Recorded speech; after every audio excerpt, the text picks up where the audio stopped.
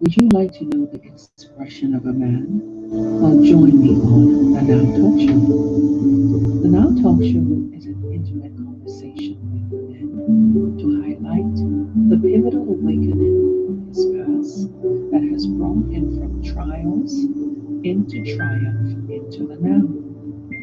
The Now Talk Show will be sponsored by the Alabaster Lovers Clinic. Please stay tuned.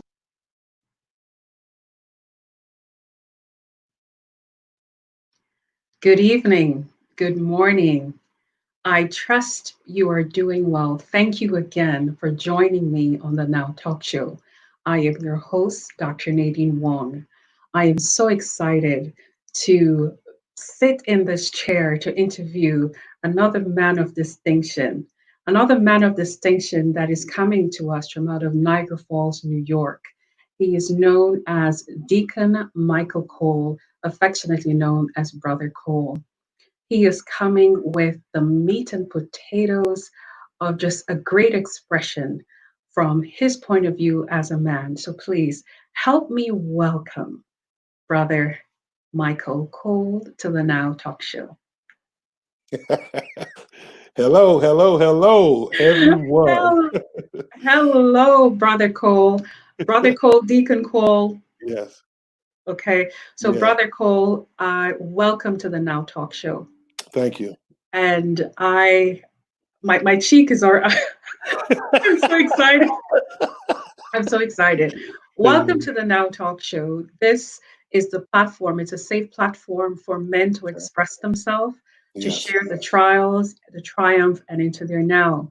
But Mhm. before we get into the meat and potatoes of the trials, the now, the trial, the triumph, and the now, tell the audience who is Brother Cole.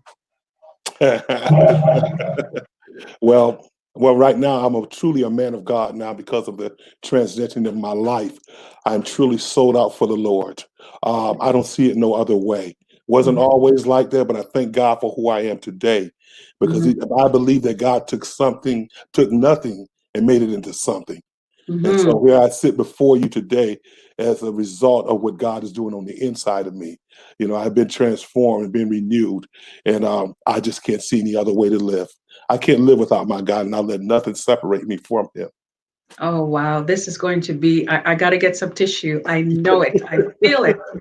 Brother Cole, were you born and raised in Niagara Falls or did Yes, I've you been. move around from? Yeah, I've been here all my life.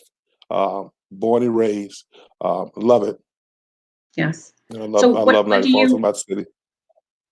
what do you do in Niagara Falls? I'm assuming you go to see the falls sometimes, or what Mhm. activities are there outside of your church gathering? Well, we have the falls. We got the downtown. We got downtown.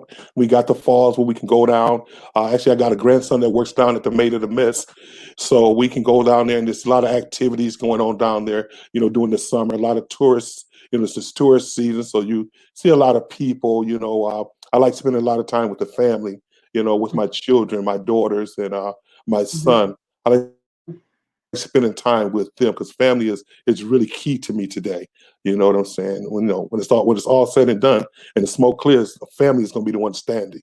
So I'm a I firm agree. believer of building, and I'm building with my family in such a way because of my past life, what it was like, and where I am today. Mhm. Wow. So are you from a large family? Somewhat. Yeah, somewhat. I was like, yeah, Uh-oh. somewhat. Yeah, somewhat. It's like my grandmother, I did a lot of my growing up days, my grandmother. I'm not taking anything away from my mother because we actually stayed with my grandmother and she became my best friend. I Mhm. tell you, it's she, like it was like this. It's like my grandmother, you can tell anybody on me if I do something I ain't got no business doing. But if you tell my grandmother, you just hurt my feelings. I'm ready to go find a hole, dig it, and then cover myself up with the dirt so that she can't find me. Oh, wow. Wow. That's So really good. yeah, That's so really good. You had a really good and influential grandmother or parent. oh Or yeah, was yeah. it a single parent home, or did you have both parents, including Oh, grandma? Well, I had my grandmother and my grandfather, and I had my actually my mother and my stepfather, which is W.C. Cole, who passed away in '85. In '85, it was not 90, in '94. But Hmm. he actually is my father because he's the one that really, saying was there. My biological father, his name is Moses Jones. He's passed away also Hmm. just recently, not too long ago. My But condolences. yeah, but our family wasn't really dysfunctional, but it was loving. I think that stemmed from my grandmother because she's always talked about, saying no matter what to show that love, especially for your family, for your siblings. And so Hmm. that those type of things like that she instilled in us, still reigns in my spirit now, and I pass it on to my children. Right. And you're a father of how many children? Six, five girls and one boy. Wow.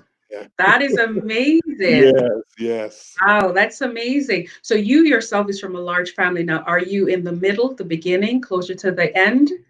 Well, I'm like maybe in the middle. I would say maybe in the middle. Yeah. So is it safe to say that you were well loved? Oh yes, absolutely. Aha. Yeah, that definitely, and that's something that reigns in my spirit, and I'm a stickler on that love thing because I even my grandkids now, Mhm. they when they come in and when they leave, they say, "Granddad, I love you," and when they leave, "I love you, Granddad." I make kids. I constantly speak that word love, and that means so much. Wow. So you're passing it, you're paying it forward by Absolutely. actually, wow. So Yeah.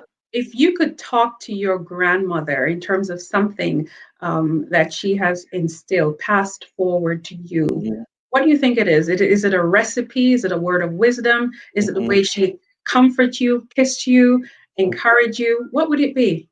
That last word you just said, she was a great encouragement to me. Yeah. You know what I'm saying? She just shows so much love. But one thing she didn't do, she didn't put up with my stuff. And I think Uh-huh. that's one of the things that really stuck with me, that Hmm. she stayed after me. She made sure that I did what I was supposed to do. You know what I'm Hmm. saying? She didn't play games when it came down to come down to doing something wrong and doing something right.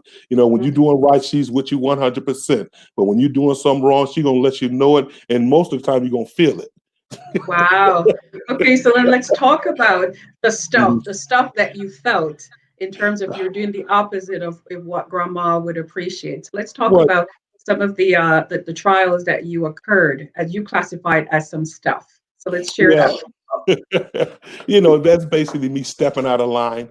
And like I said, I had a, like I didn't mind you telling my mother, I didn't mind you telling my stepfather, but just didn't let my grandmother know because I wanted to keep her happy at all times. I didn't want to be on her bad side.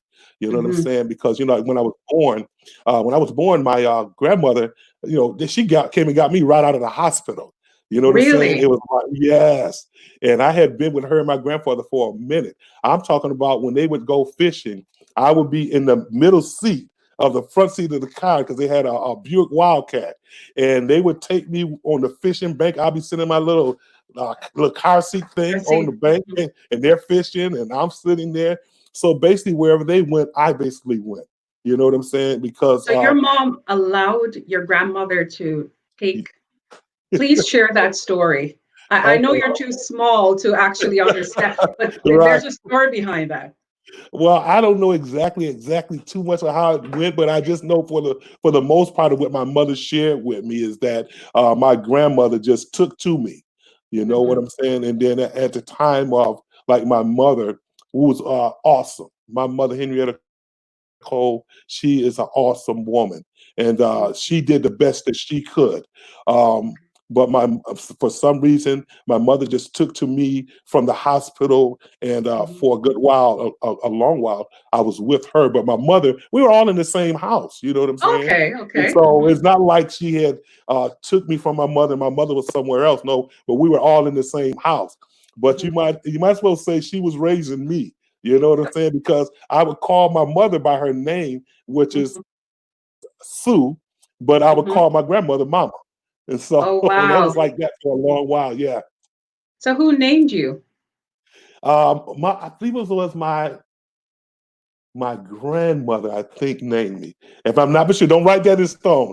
I believe it was my grandmother. And they named me after one of their children who passed away. His Okay. name was Boo, but his name was Leonard Hale. So Mm-hmm. they named me. My name is Leonard Michael Cole. So I was Mm-hmm. named after my one of my uncles who had passed away. You know what I'm saying? Before I was born. Wow. All right. So let's get into the trial aspect. Based Oh, on the bio, you had mhm. shared that Yes. your wife and Hmm. yourself, you have Hmm. been you have succumbed to substance abuse for over 40 years. If you Yes. could be so kind, share with Mhm. the audience what led you that, and that of course would be categorized as trials.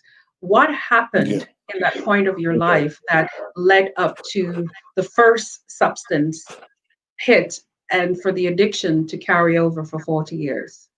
As I've learned about this addiction things over the years, I just Mhm. found out and got educated to learn that this started way in childhood. You That's know, right.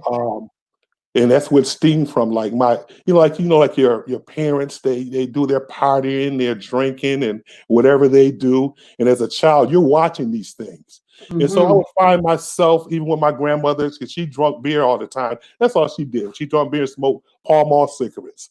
And so I would find myself, after their little party, and I'm sneaking cans of beers that they didn't finish.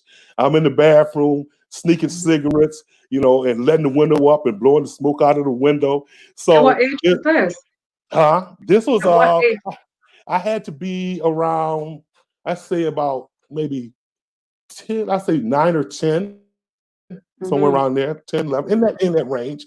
Okay. One thing in this interview, a lot of the dates, I might not be able to get these dates right, but I got a story. Okay. Um, You're perfect. You're perfect. Okay, but yeah, during those times, some of the things that I learned, I watched, so those behaviors became a part of who I was as I was growing up.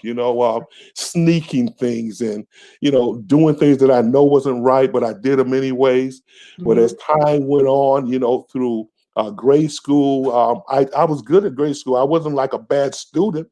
You know what I'm Hmm. saying? Because of the way that my grandmother and my mother them raised me. Um, we were a loving family, and I was the one that didn't like to see people bullied or like the underdog. I was always for them, and I just didn't like there's something that it did to my heart that I just didn't like to see that. Hmm. But grade school was good for me. I didn't have no problems in grade school. But as I graduated with the junior high, then things began to transitioning. And I think after, because I started off with that marijuana, smoking marijuana, which is actually the gateway to the rest of the stuff. And so Hmm. that's what I'm saying. And as I begin to continue to travel down that avenue and that path, it just awakened a whole lot of things that I was introduced to in that process. But Hmm. after I graduated from high school, that's when things really took off.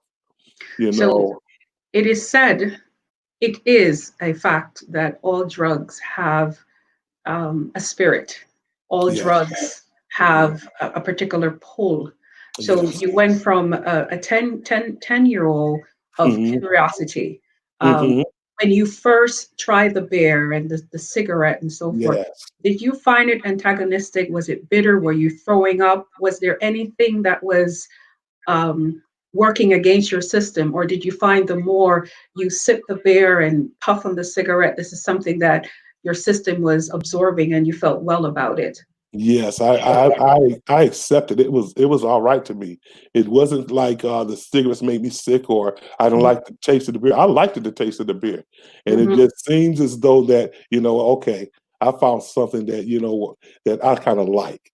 You know what I'm Do, saying? do you think the influence of your grandmother, did Hmm. you perhaps in the subconscious way, do you think that was because you saw your elders, the person who love and support you, did you perhaps that was the comfort or the safe word that says if they're doing it, then it's okay for me to do it? Yes, it definitely was an influence. Absolutely. definitely was an influence. So, and we even see that today, but that was a big influence for me starting because had it not been something that was modeled in front of me, I don't think it's something that I might have ventured. But who knows? I don't know because as time went on, we grow older and we move on and we are introduced to a lot of different things. That's right. Whether or not we do it or not is going to be totally up to us. Mom can only take us so far. But once we get out in That's that right. world, it's a whole different ball game.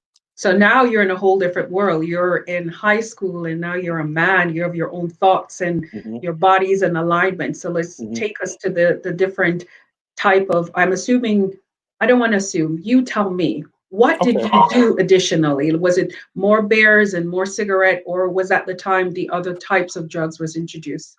That's the time the other types of drugs was introduced. Like the marijuana became a big thing to the point that I became a dealer. I thought I was that man.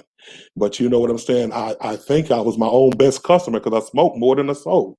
And Wow.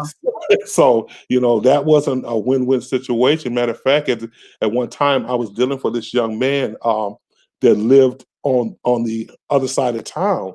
Hmm. And I got in a hole so bad at this one time that my life was about to be threatened because I Hmm. couldn't pay back the money. But Hmm. something worked out for me to be able to get him his money, and those dealing days was over. But they didn't stop me from continue the using of the marijuana.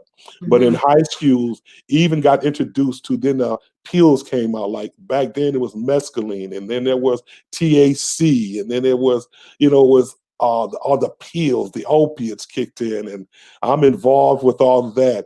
Then later on, as I continued down this path and graduating in '78. Now I'm out of high school. Okay. Hmm. Now listen, it's on me now. I ain't got to get up in the morning. You know what I'm saying? And go to school. But I still continue down that path for years, even after graduation with the marijuana, with the pills. And that kind of invaded my life, during the early 80s, you know what I'm saying? But then eventually I got introduced to cocaine. And Tell us that's about when that.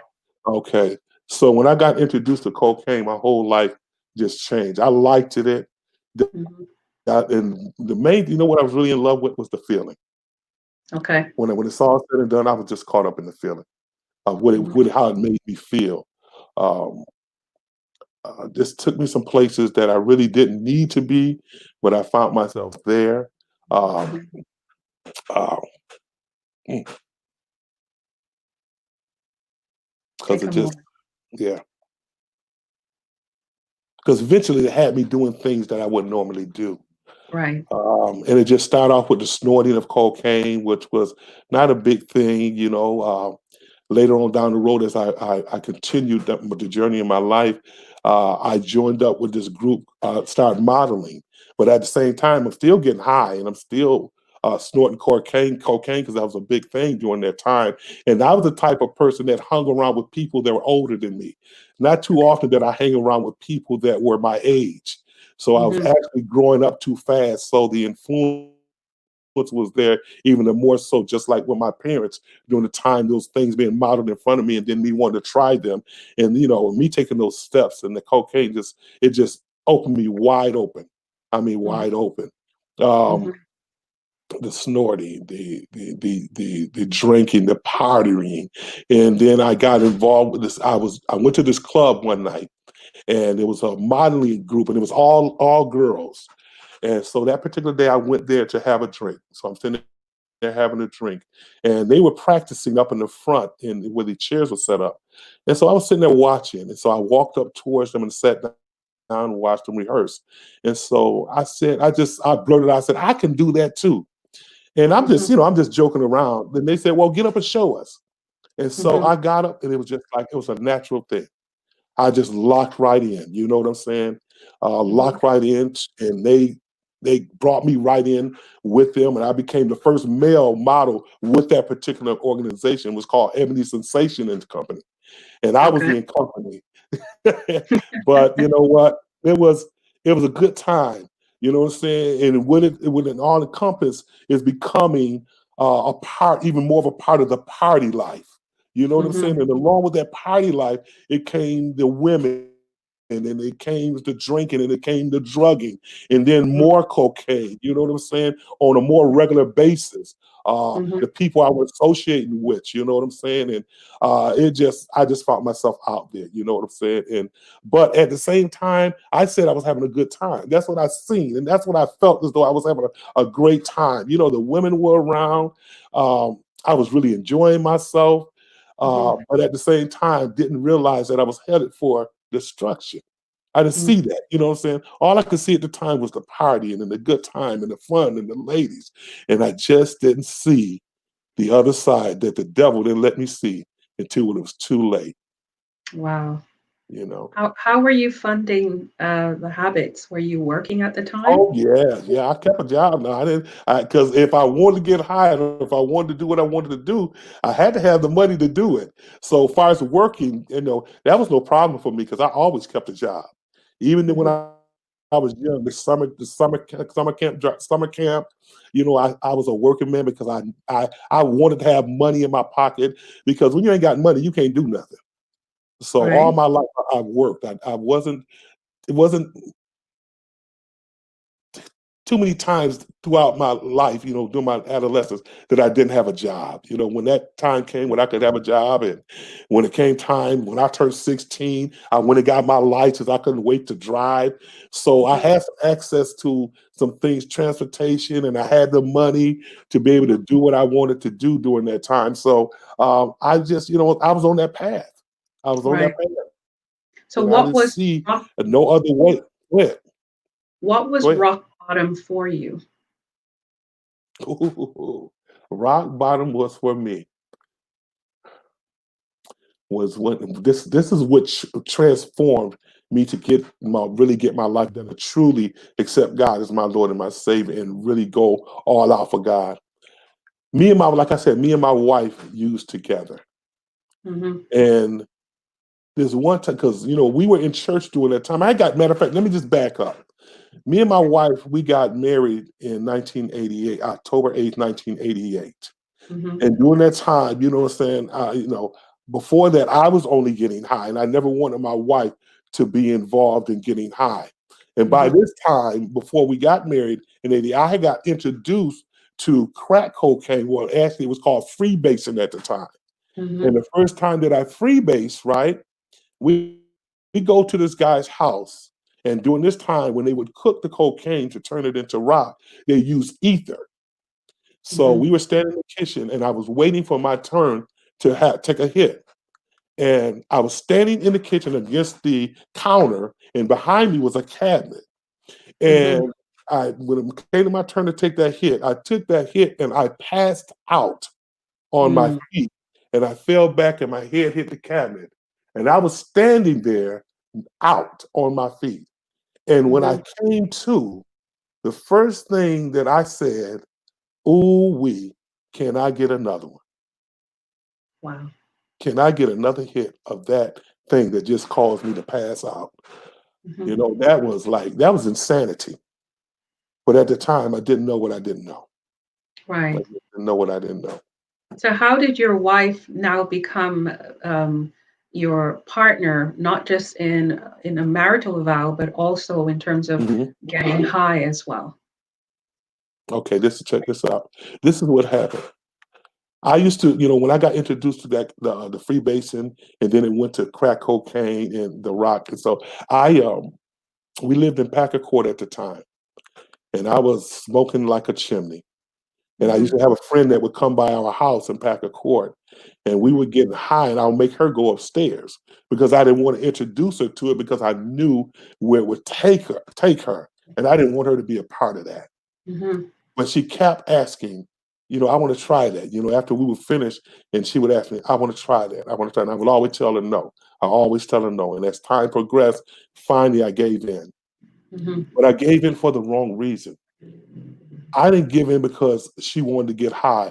I gave in because I looked at it as her as another victim to be a part of this whirlwind of using drugs and some more money to be added to the pot that, what I'm saying, we put our money together and that means more drugs. And Mhm. so that was just, when I think about it, it hurts because I'm talking about this is the one that God said is, like my queen. And how do you Mhm. treat a queen that way? Right. And from there, it just took off, and me and her were off to the races. And we had girls at that time, Okay. and so that was a rough time. Hmm. Yeah. Okay, so now you're both getting high. Are you the Hmm. person that is purchasing, or are you sharing the responsibility, or you're being like a man who provides and protect his home, so you're bringing it home? Like, how do you do this so the children don't witness it? And I mean, how did you guys separate what your lifestyle from exposing it to your children as that transferred with your Mhm. grandmother? Okay, but they were little kids. They were children, little girls at the time. So we would separate that because we would send them to bed. Usually at night when we would do it, and not while they were around. So they were in the bed a lot of the times that we were doing it. But as time progressed and as they got older, and we were still doing it. You know what I'm saying? Off and Mhm. on. But you have to understand that like when I got married to my wife, I had got saved. You know what I'm saying? Before we got married, I had got saved and accepted Christ as my Lord and Savior. I was Mhm. going to a church called True Deliverance Ministry on in Niagara Falls, and then I transferred over to where I'm at with Bishop Jesse J. Scott at Word of Life Ministry. Mhm. And once I got over there, it's not like that I wasn't getting anything in the process of being in church. And then I go out. It was like the church was a revolving door for me. One minute Right. I'm in church praising God, and the next minute I'm getting high. You know what Mhm. I'm saying? I was telling Rob that I was the first pastor's aide. Right. And I was getting high even during that time. I was telling her, I remember, one time I was getting, it was so bad that I was up there, pastor's aid, right? And I'm in the spirit up there dancing in the pulpit. And let me tell you what God did.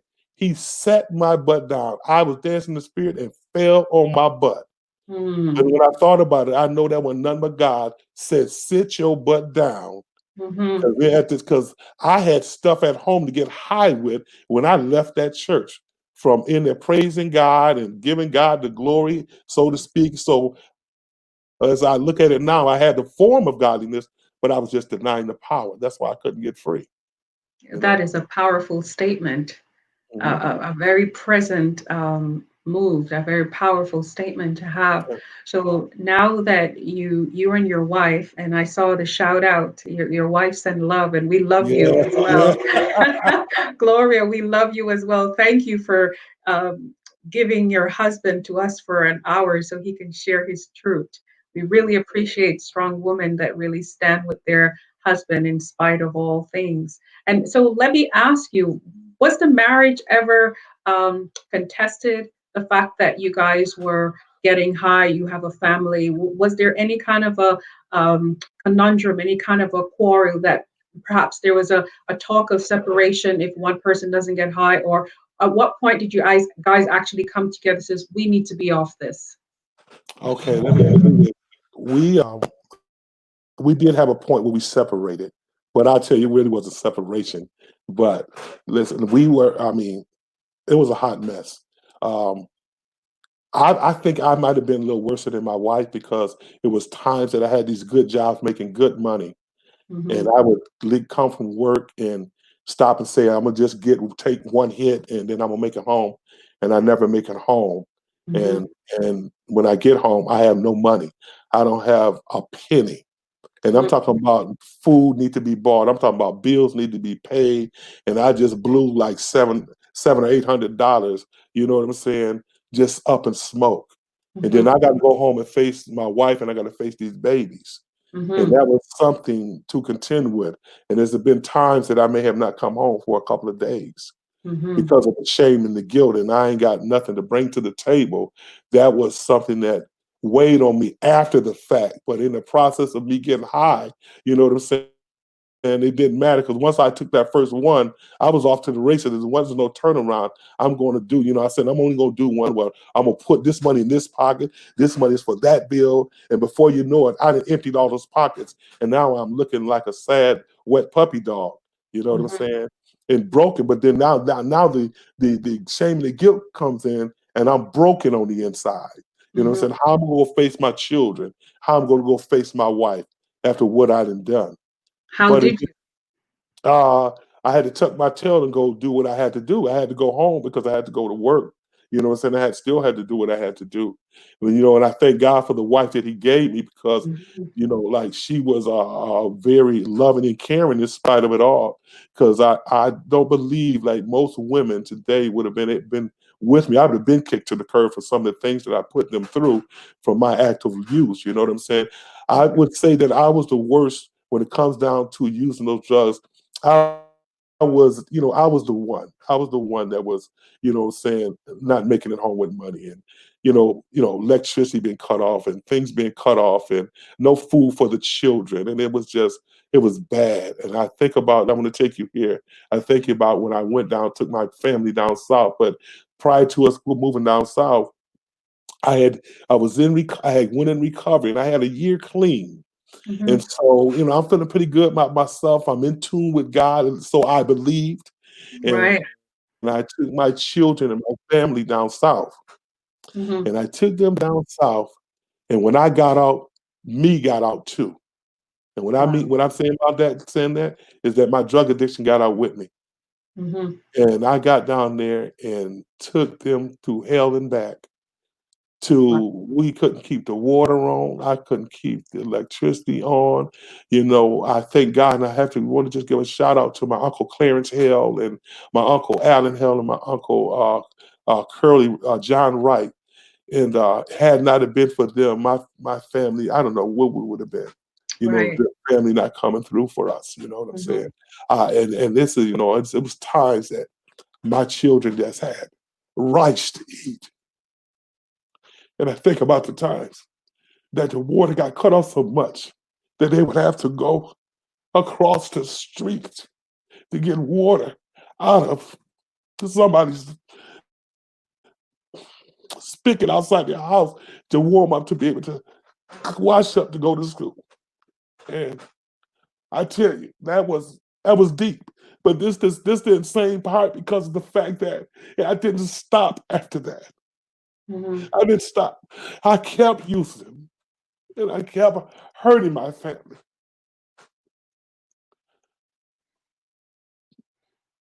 Take a breath. It's okay. Take a breath. To have to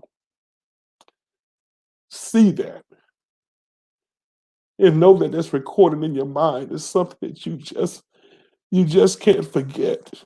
Mhm. You know, I take these times like this right here. It hurts, but you Mhm. know what? I use it to draw strength. Yes. You know what Yes. I'm saying? It empowers me. You know what Mhm. I'm saying? And I thank God for the tears because it's a cleansing moment for me, cleanses me. And so Right. this Tears is a opportunity to language that God knows. God oh yeah. interprets. So tears. Mhm. Yes. Mhm. But so it wasn't no really, to be honest, it really wasn't no good times in that because it started off good that first one, but the end result was Mhm. always devastating. And Mhm. so, but then what they call that's the insanity part of it is doing the same thing, expecting different results, and the results are always the same, and always telling yourself this time it's gonna be different. You know what I'm Mhm. saying? I'm gonna make it home this time. Now I'm believing my own lie. Mm. So it just man, Wow. it was Just take a breath. Brother yeah, Cole, just yeah, take a breath. okay. I'll use this opportunity just to share that the Now Talk Show is sponsored by the Alabaster Wellness Clinic. We Ah, specialize in clinical counseling, integrative medicine, and trichology. So mm, please, Brother Cole, I ask you to continue to share your truth. yes, absolutely, absolutely. Um, but like I said, those were like trying times for me. Uh, uh, I think about this one. I had this good job. It's some good times in there too. I can't say that even with the using, it was all bad times. There was some Mhm. family times. There was some good times. There was some barbecues. There was some getting together. Mhm. Those things were in there. But the dominant part was the drug use for all those years. You know, Right. so, in and out of the church. One minute I'm in, and the next minute I'm out, and I Hmm. just couldn't seem to get it together. And out of all those times, the only rehabs I went to was Clearview, which was at St. Mary's Hospital here in the Falls, and then Stutzman's in Buffalo. Right. Those are the two places that I went to try for treatment to get myself together. Hmm. And I had some good moments there, some clarity, some distance between me and the drug, so to speak. Right. So because it was that drug was, I'm gonna just put it this simple term, drug was my God. You know, and Hmm. I was a slave to it. And I can honestly say that I was truly a slave to that drug, and it used and abused me. You know what I'm Hmm. saying? And it took me places that a normal person or a human being would not go. I know I've heard people say, you know what I'm saying? Well, why you can't just stop? Let me tell you something. It's easy to say that when you haven't done it. But when you pick up that thing, that's a mean devil right there. You know what I'm saying? That mind altering, mood changing substance will take Hmm. you somewhere and take you where you don't want to be. And even if you say you will never do it, that means that you just haven't done it yet. That's all Mm. that is. So So you've discredited the enemy. Now let's empower. Let's talk about the empowerment of what God did. So yes. let's talk. let's- Come on now. Come on now. Well, I'm gonna share just the ending of this drug because Sure. there's so much. I mean, I can't share all of it. I'm trying to give you, just some of the gist of it. But Hmm. now this was my turning point from them drugs. Hmm. After me and my wife, when we were living with my daughter out there in Unity Park during the time. And so, both of us back and forth. One minute I'm in church and my wife ain't in, and then now my wife is in church and I'm getting high. So it's back and forth to find, I'm always talking about after I had messed up so bad this last time, I said, baby, I woke up this one. Matter of fact, I just got paid, got to my daughter's house where we were living, and me and my wife had splurged everything that I made that week. And Hmm. so I woke up that morning and I was sitting on the edge of the couch and I was just torn. I was just broken. I was done. I was beaten.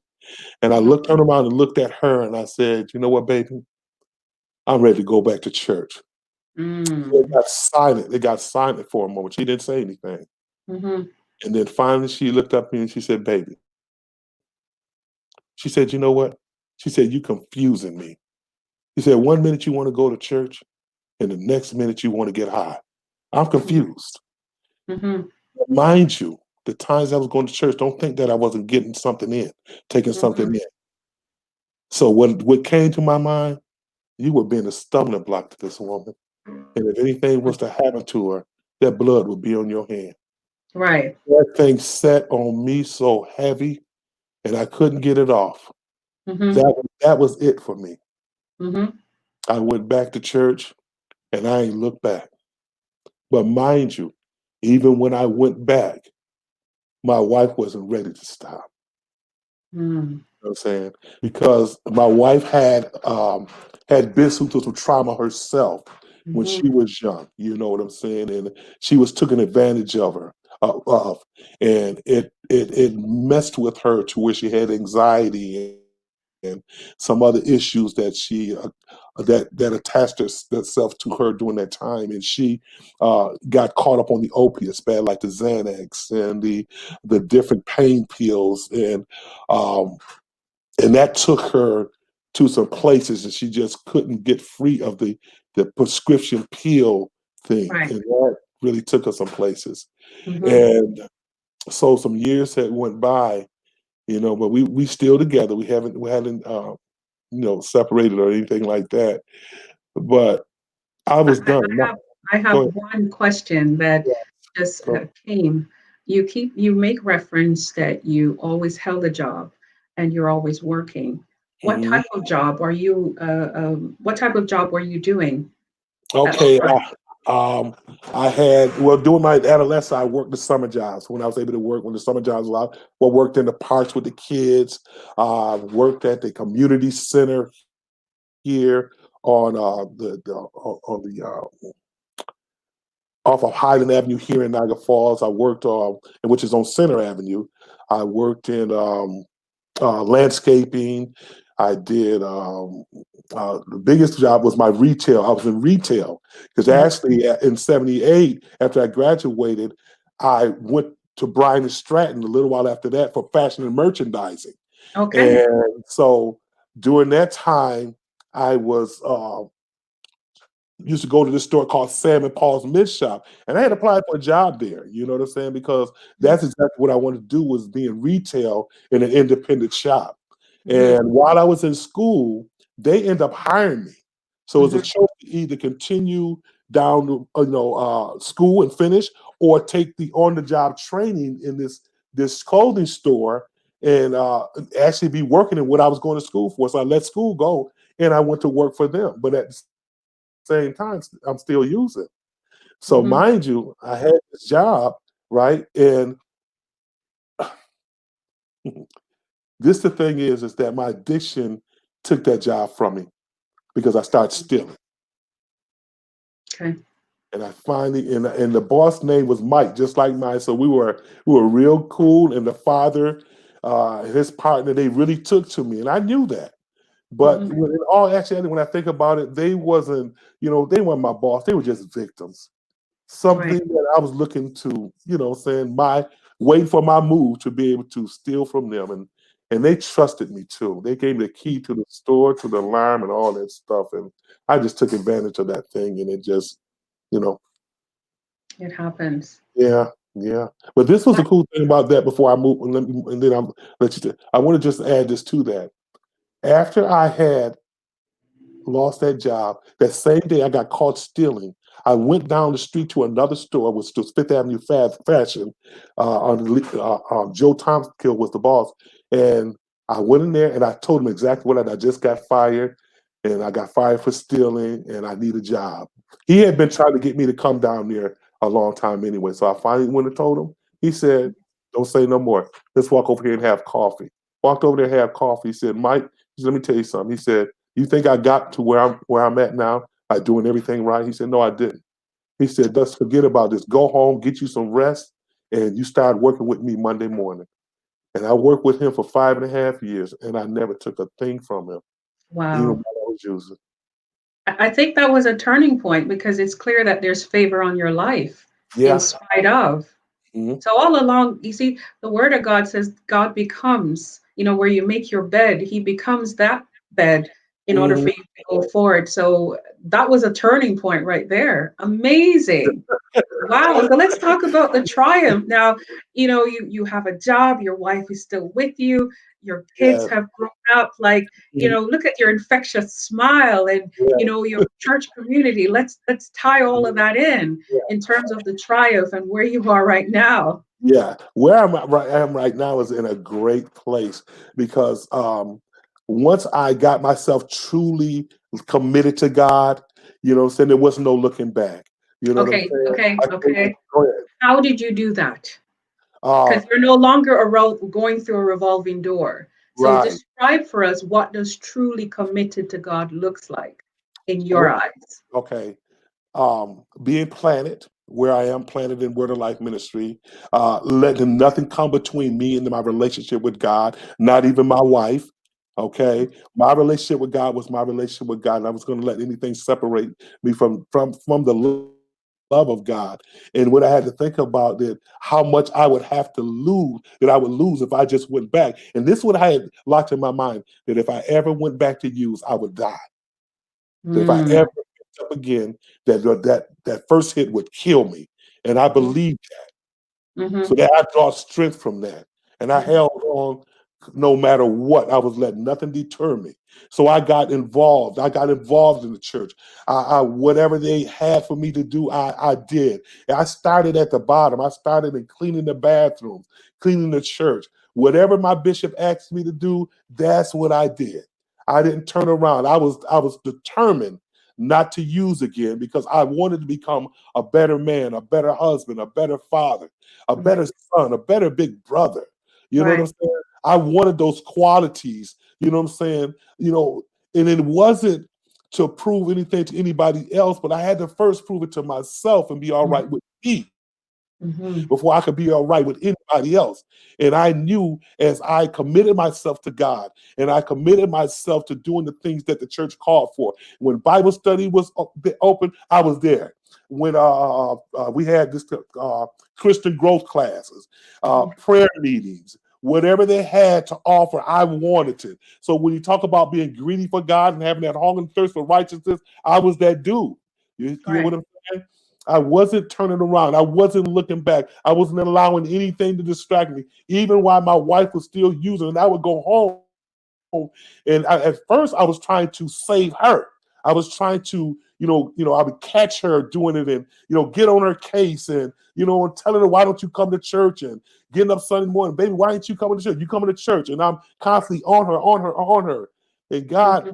dealt with me about that. You know what I'm saying? Leave her alone. That's right. Check this That out. that's a pivotal point, Yes. because the order that men is designed on the earth is to lead, is to take charge. And the Yes. minute you so listen now, I'm Yes. assuming my original listen. Come That on is now. when it all came. Isn't God good? That's when it Yeah. all comes in alignment. I But love listen, it. listen to this. This was the beautiful part of helping me get out of her way. And God, Right. I had kind of came to my wits end with it. So I'm saying, you know what, I'm leaving. I'm done. I can't do this no more. So I had been meeting with my bishop on a regular basis in his office, and every time I'm in there crying and boo-hoo, Bishop, I can't take it out. I'm done. Since last time I went in there crying and boo-hoo, I was done. I was ready to leave out of that office and let her know, you know what, this marriage is over. I'm done. I can't do this no more. You're gonna keep this is in my mind. This is me talk. Mm-hmm.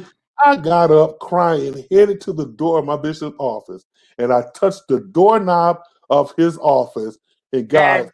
stopped me in my track and audibly said, I didn't leave you, and you not gonna leave her. Won't I he do said, it? what? And I heard it just as clear as I'm hearing you right now, how he spoke to me those words. And you know what I Hmm. did from that day on? I got out of God's way, put my wife in God's hands, and I Hmm. became a man, began to become the man that God wanted me to be in Hmm. that area of my wife's life, and Hmm. began to lead by example. I became the priest in my home. Wow. You I became became, yeah, the head, the yes. original design. That's right. He made us first. You Yes, know what I'm right. saying? And I learned during that time that she's either going to come or she's not. But I trusted God. I That's right. knew it was coming. And I would come to church and I would praise God with everything I had. I mean, I would dance and shout every time the church doors open on a Sunday morning. I tore the front of the church up every Sunday. And, Hmm. and I kept telling them, they would say, where your wife at? I said, she coming. I said, she's sitting right there. You know what I'm saying? I just kept Right. speaking that thing. And Right. kept crying out to God and kept praising God and kept giving him the glory until finally that thing broke. And that sister, Okay, so tell us, set it up now. Tell us now. You have me on the edge. We all at the edge of our seat. At what point, when she came in, was she singing? What happened? no, she just started coming back to church. Finally, she started getting up with me, coming to church on Sunday morning. I'm still not saying nothing. I'm not saying a word. She just coming, and then the next Sunday, she came again. Then she started getting a little bit more and needing a little bit more, and I'm just watching her. But she was kind of laid back when she came. She ain't get right into it. But I knew God right then was dealing with that Dealing with sister her. and working with her and working on her. And what I'm saying to myself, I said, look at God. I ain't verbally saying this out, but on the internal Hmm. part, I was just speaking out loud about how blessed I was for what God was doing and me not giving up on this woman. Because if I Hmm. had given up, I wouldn't see what I got today. And That's right. I have a queen sitting with me today. You know How, what I'm how many saying? years have you been married? 32. We've been together over 40 something years, if not better. Wow. You know what I'm saying? Hmm. Because we were girlfriend and boyfriend for a long time before we Time. got married.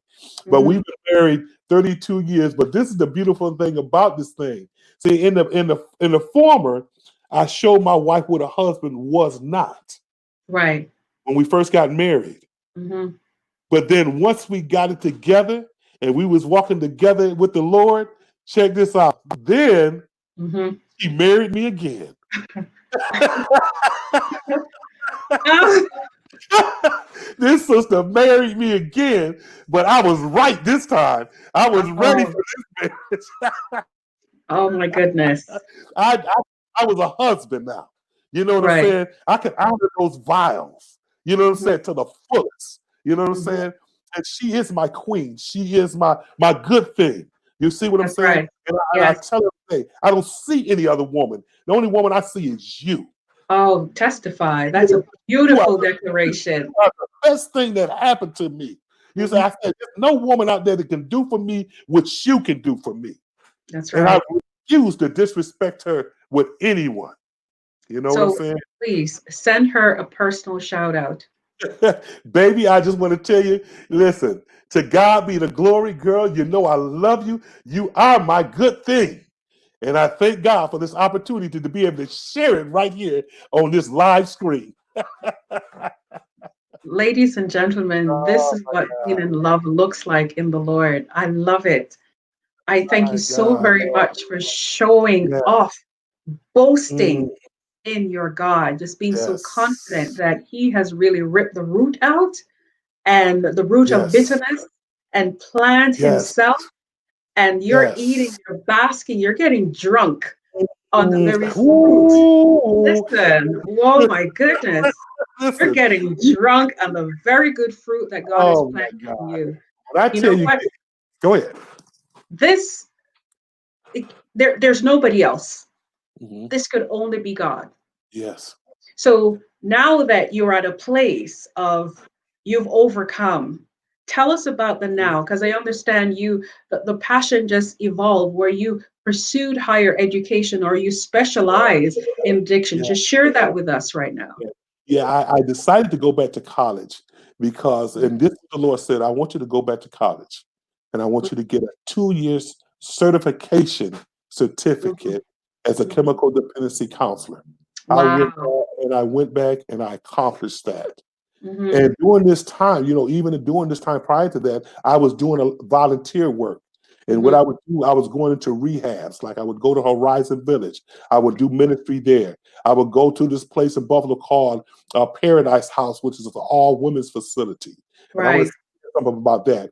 I also go to this place called 291M, which is another detox facility. And I do ministry there. I also do jail ministry at Niagara County Jail Hmm. every first of the month. Hmm. So my whole life was consumed with giving back because I had took so much in my addiction. I wanted to live to be able to get back and not see anyone to have to die from the horrors of this disease. If I can help it, if I can say a word, if I can encourage you, if I can be that light, that example to let you know that you don't no longer have to live like that because there is a God and He is able to do exceedingly abundantly above all you can think or imagine. And it's just a passion in me. And it's just like what Jesus said to Peter. He said, come follow me, and I'm gonna make you a fisher of men. And Amen. so that's what He has done for me. He has made me a fisher of men, and I'm compassionate about it, and I'm determined about it, and I'm not letting nothing stand in the way of this. This is for the rest of my life. And the way you see me right now, I'm like this 24/7. I'm not no fair weather saint. I'm like this anywhere I go. And I keep a smile on my face because Jesus got the joy on the inside of me, and the world didn't give it to me, and the world can't take it away. You heard me? That's right. That's right. And your smile Yeah. is so infectious because Oh the my audience God. are Jesus. commenting on it. Wow, this is just the God, the author of the finisher of our Yes. beginning and our end, and in the midst, it's Yeah. all over you. Thank you. All Oh, that I see is just His glory, His yes. hand, God be His the glory. word. That's all I see. And Yes. you know, I am no prophet or prophetess, but God's Mhm. word, His voice, that the word of God says His voice goes before you with His army. And because he's Yes. speaking for you, just keep going. He's already cleared the way. He has Okay. already cleared the way. My God. Yes. I He's receive that. already cleared the way. Mm, mm, The fact that you have not only gone forward to the trials of the triumph, and now you further studies, and your studies now allowing you to understand the miscommunication of the biochemicals that happens in the body that causes the reaction. That's the most powerful thing you can offer because, for example, at the Alabaster Wellness Clinic, we do integrative medicine as well. And there's one key thing we do is called a mineral analysis. And minerals are the spark plugs to our lives. And really, if there's a mineral that's off, your overall system, mm. the behavior, your depression, all of that comes into fact, whether it's hormones, your libido, mental illness, whatever it is, we can trace it back just from that. So That's when right. you go, when God told you, only God could have done that because there are most persons who face or chase symptomology. Mm, But when you mm. get to the root cause as to why you're thinking and reacting and behaving that's God. Amen. That is God. Brother Amen. Cole, I am going to ask you to leave us with a word as the Lord leads you. Mm, I want you to just share what God has placed on your heart, because this is the platform that God has created. And this is mm, the microphone he has now placed in your hands. He has put his word in your mouth. So just a mm, few moments just to close this out in terms of a word, a true word. It doesn't have to be well, we don't have an hour left, but mm. just a true word. Amen. Well, I'm glad you asked that. And this is what I would say to the men. Listen, there is absolutely no other way to live but for Christ. Believe me when I tell you that. He won't leave you. He won't forsake you. And whatever you're going through, no matter how bad or good that thing is, God has got your back. If he had my back over these 40 years and turned me in and created me into who I am today, if I had to do this all over again and go through everything that I went through to become who I am today, then I'm willing to do that again to get to this place in this relationship that I have with God.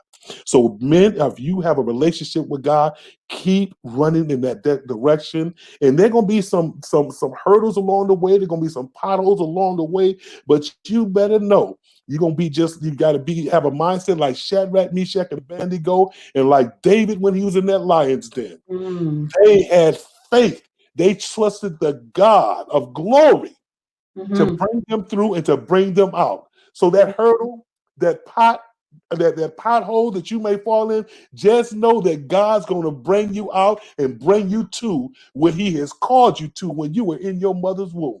So mhm. don't let go and just hold on to God's unchanging hand so that you can walk in the cool of the day and talk with Wow. your daddy. Wow. What a word. What a word. I always ask the guests this question. What would you tell your younger self after that powerful statement? What would you tell your 10-year-old self that was sipping on the alcohol and puffing on the cigarette and so on? What would you tell yourself knowing what you know now? Knowing what I know now, don't Yeah. do that.